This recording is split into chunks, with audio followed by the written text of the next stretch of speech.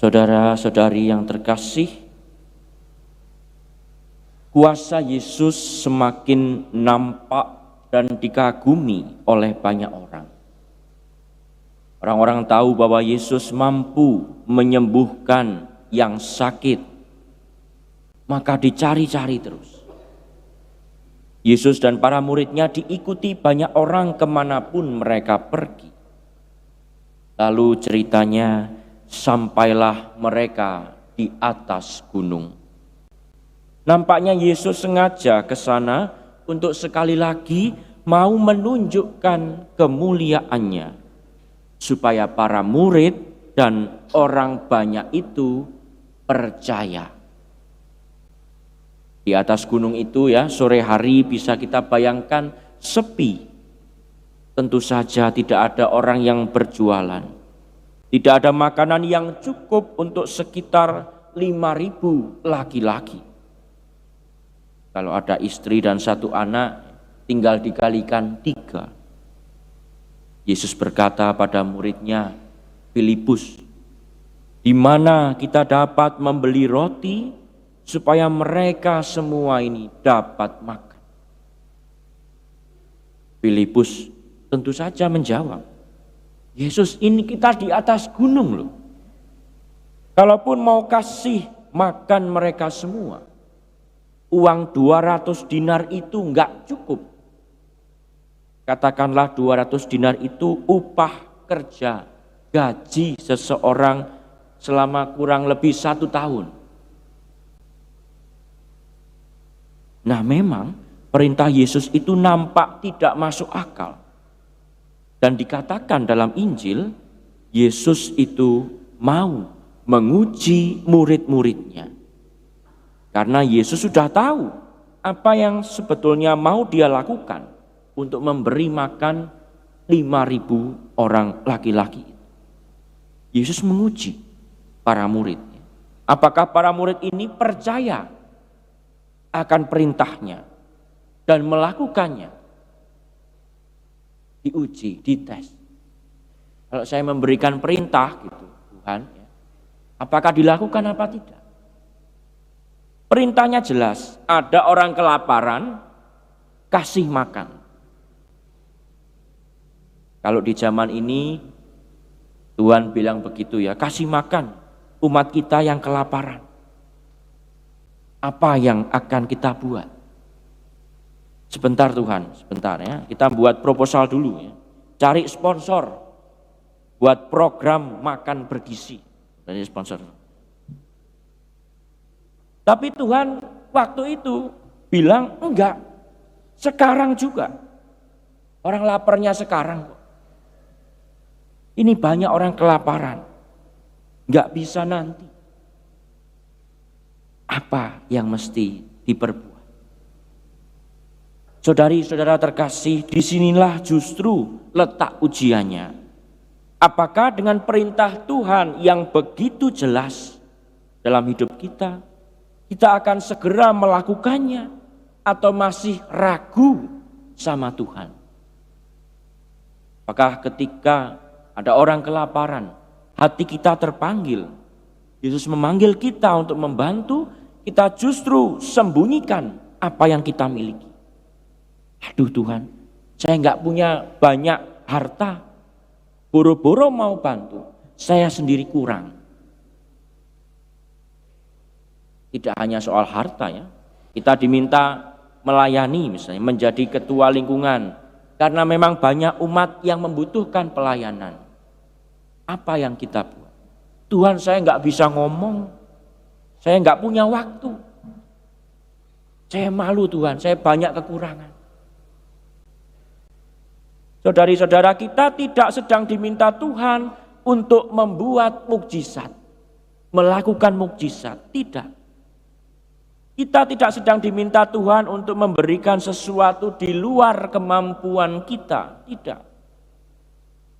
Tuhan ingin supaya kita mengikuti perintahnya dan menjadi semakin dewasa dalam percaya. Mukjizat itu untuk kita percaya. Lalu kita diminta untuk apa? Untuk melakukan dan memberi dengan apa yang kita miliki. Sekuat-kuatnya, sejujur-jujurnya, dan selebihnya kita serahkan. Kita percayakan kepada Tuhan.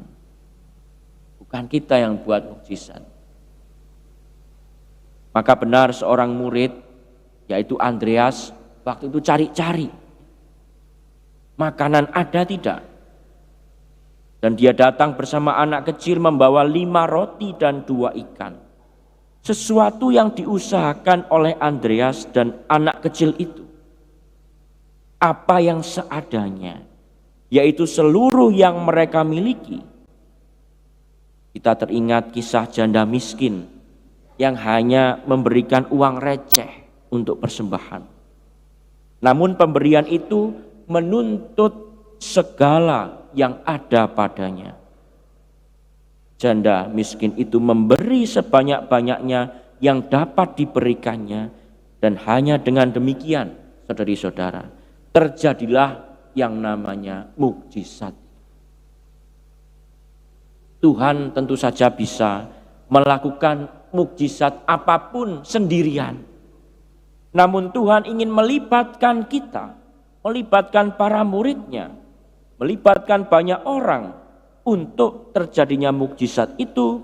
Supaya apa? Supaya mereka percaya, supaya kita percaya. Maka kita dilibatkan. Seperti para murid itu ditanya dulu, apa yang kamu punya? Apa yang orang banyak ini punya? Filipus bilang, uang ini enggak cukup.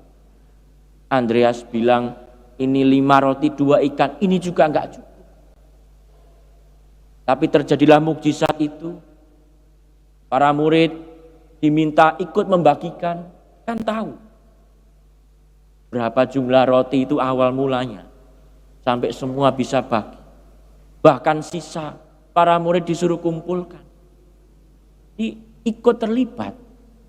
Merasakan, mengalami mukjizat itu. Supaya apa? Supaya percaya itu. Orang bisa percaya, punya trust kalau dia dilibat. Kalau dia terlibat. Dan Tuhan pakai cara itu. Pertanyaannya, apakah kita mau terlibat dalam mukjizat yang Tuhan buat?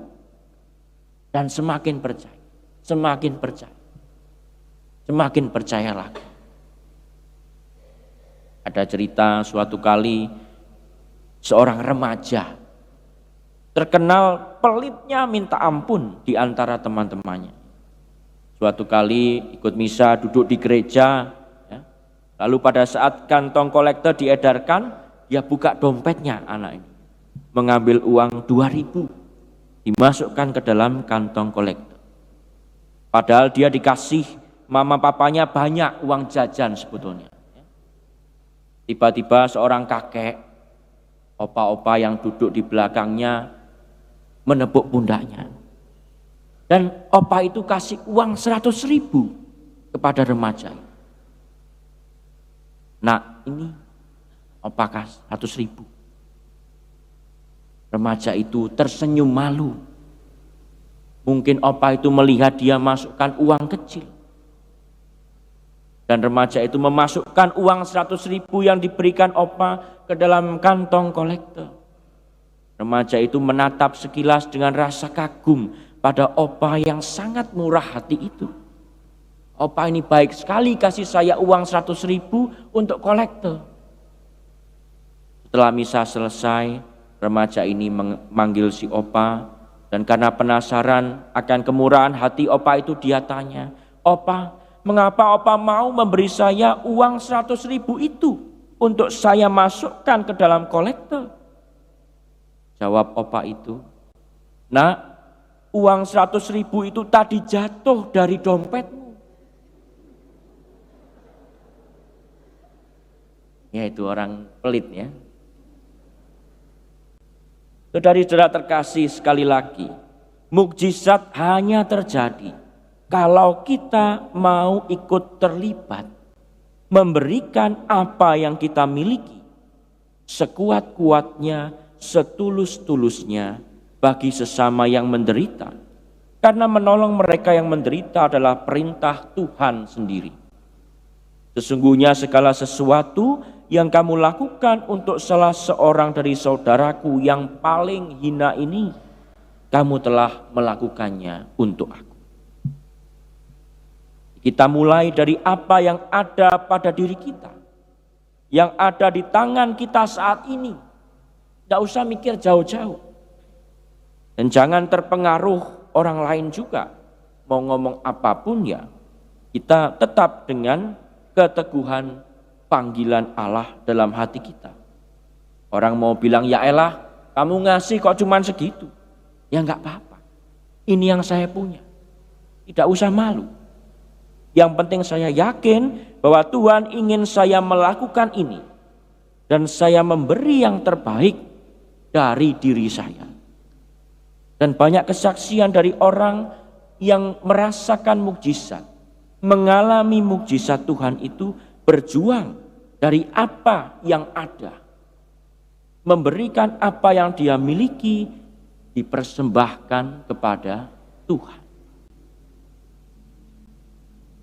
Orang yang mengalami mukjizat kesembuhan berdoa di depan Gua Maria itu, ya ceritanya pasti berdoa dengan sungguh-sungguh, memberikan segala waktunya, mempersembahkan segala hidupnya kepada Tuhan.